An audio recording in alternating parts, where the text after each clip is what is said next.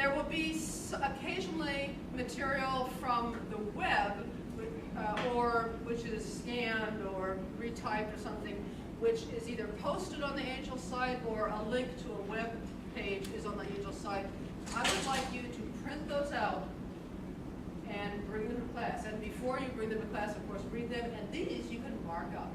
Your contract probably prevents you from marking up the books. One of the sad things about modern high school and grade schools is you can't mark up your books because you have to give them back. I kept my high school English books for 2-3 decades before they fell apart. But, however, you can't mark up the books from ISHALL, but the paper things, if you print out these paper things, one, you mark them up. It won't be huge, 4 pages here, 8 pages there, that kind of thing. Say again? I will in a moment, yeah. So I believe in marking up what you're reading. With your books you're not supposed to mark up, take notes or put stickies in them so that you can find those passages you thought this was cool, and so on. I will, in fact, send both students and parents to their respective emails outside of the Angel system. I will send an email anytime there's going to be on the web material to be printed out, because I don't know who has control of the printers in your guys' houses.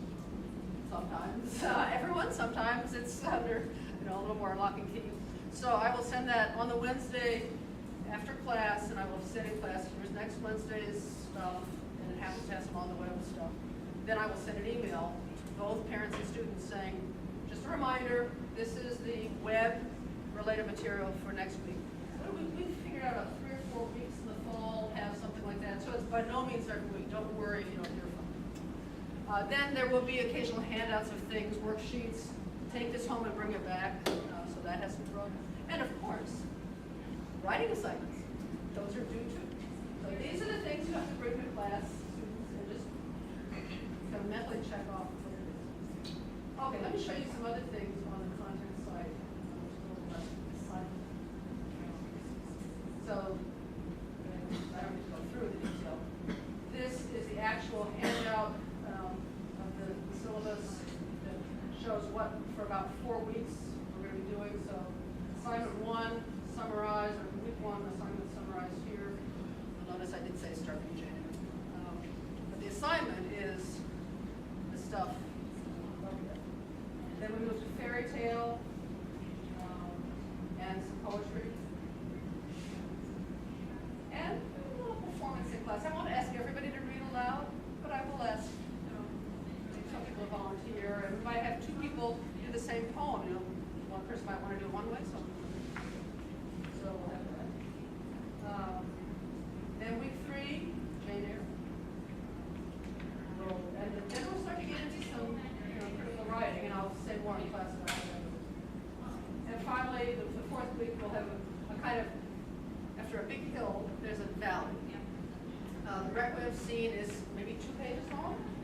Literature. It's very short, and then we'll have a couple of film clips showing 2 different enacted versions of that scene to start talking about how the performance matters and how the film medium matters and so on. So there will be, in a sense, week 4 is relatively light on reading because the film will do in class. The analytical essay, though, will keep people busy. And I will also, at that point, introduce people to the big, old granddaddy dictionary. So that's the kind of thing. I will update this throughout the semester.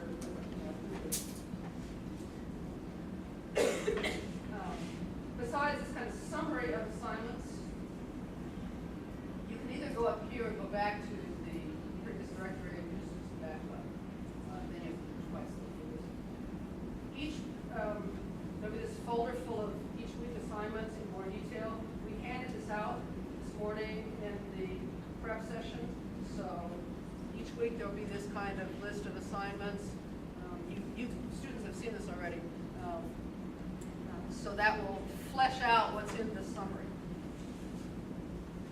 And by the end of the semester, it'll be like 15 weeks worth of week 2, week 3, week 4. Then, so this will fill up.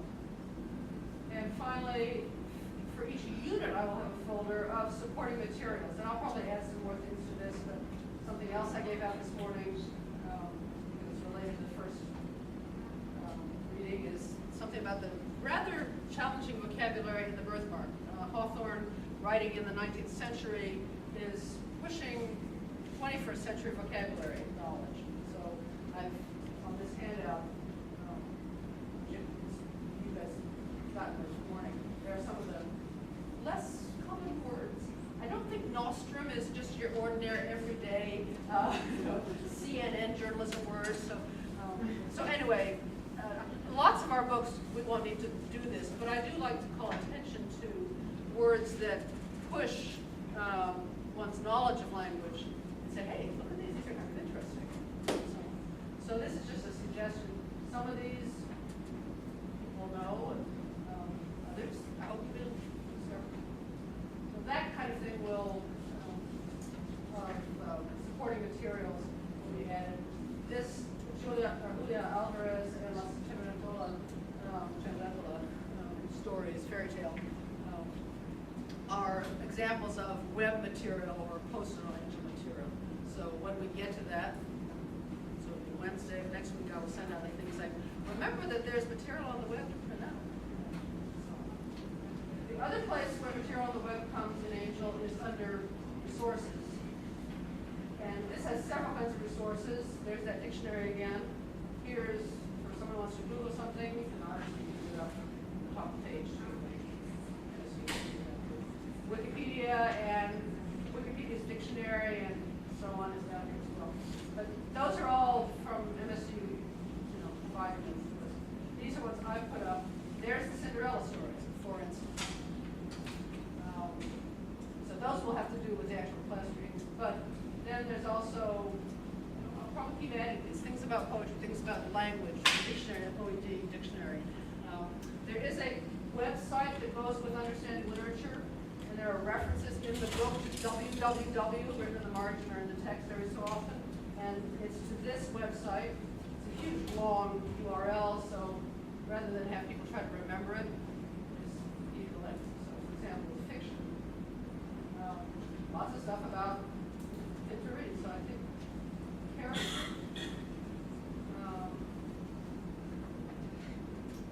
This one looks like it's focused on stories we don't have. I haven't gone through way too many. It's not generally going to be required material, but it's there as supporting stuff. And the book often has www in the margin. So then, come here and look. And they have study projects, things that can give you ideas about material, background on the 19th century, women writers in the 19th century, for example. So that's something I wanted to show this morning and wasn't able to. Anyway, that's it. Is it appropriate to talk about the optional Sunday study? Labs first. Okay, so which are 1 to 3? Okay, so tell us about the labs, and then I will add. I'm going to quickly just go through the content of the folder so that it's highlighted. The first one, although it's 92 degrees out today, we will have snow days again. This is a reminder of how we're going to handle that. It'll be on the website, Angel, on the email blasts. I just don't want to see people show up at the door with a little cold noses as to what they're doing here. Because MSU never closes. Then there's a white letter in here that's for your classroom teachers. Although we have done considerable communication with schools, it's not a bad idea to have this to show to your teachers that you're going to be missing that morning on Wednesday. Because even though we've communicated with a lot of people, I'm not sure that it always gets below administrative level to the actual registers, practitioners. So I think you might want to have this with you next Wednesday. It's going to be kind of, Tuesday when you go to class, and let those morning teachers know.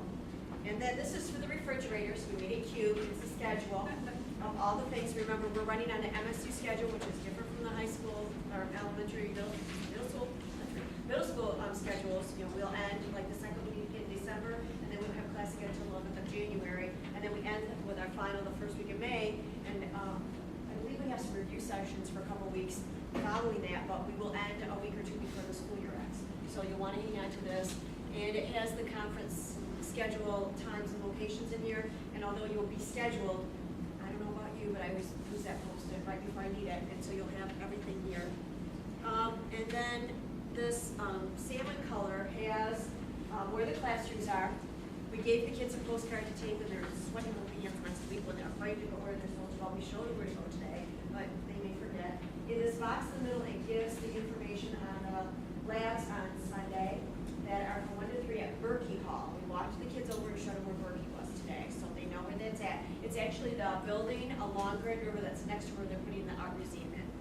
And you have to go around the west circle to get to, it's like next to Olin, okay? To the east of Olin is where Berkey Hall is.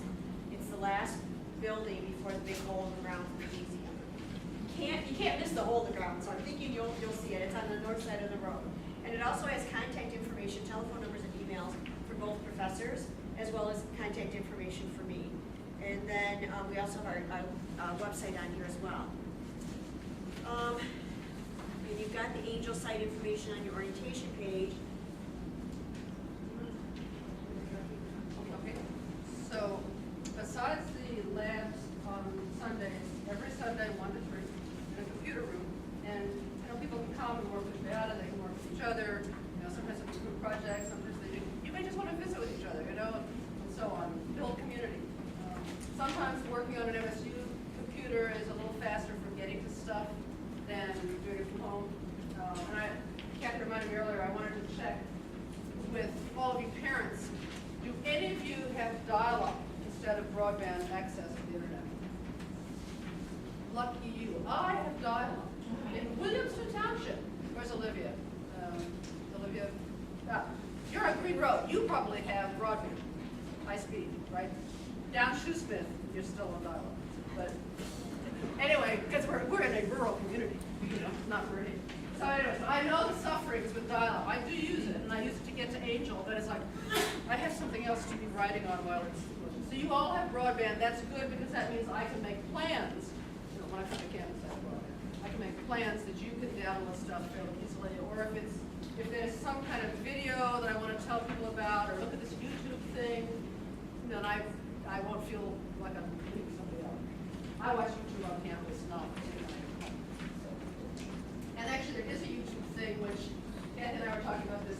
The fairy tales are about Cinderella, and we thought about should we make a link to, there's a guy who's done 10-minute YouTube videos of all the whole Cinderella movie.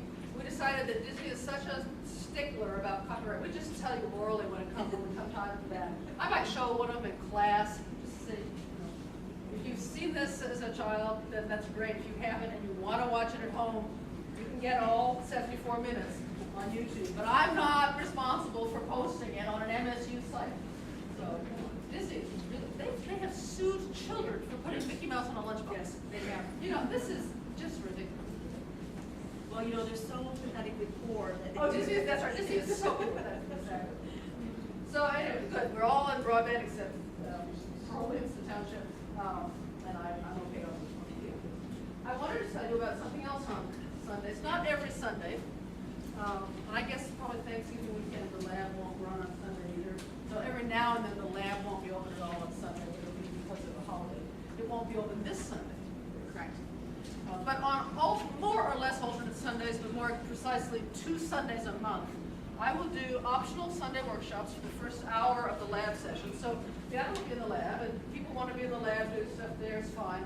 But if your students are interested in things, the first one each month will be a language workshop, and the second one will be poetry aloud, kind of performance recitation.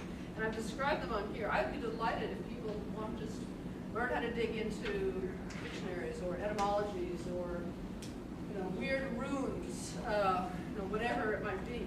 Language is something I just find very interesting. And then the second one is another way to kind of get into language and to really, poetry is hard, to get a good handle on it is to internalize it by like old-fashioned forensics, not debate, but public speaking forensics. We used to learn things. Some of it was prose. I remember people in my high school learning the Declaration of Independence or Gettysburg Address or whatever, but they also poetry as I like. And so we'll do that. There's some payoff for the language thing, for example, if people are interested in learning the labels for grammatical stuff. Not that you can't write well without knowing them, but if you're just curious, well, what is noun, adjective, adverb, language modifier. Why is that rule about apostrophe? Is that rule about apostrophe?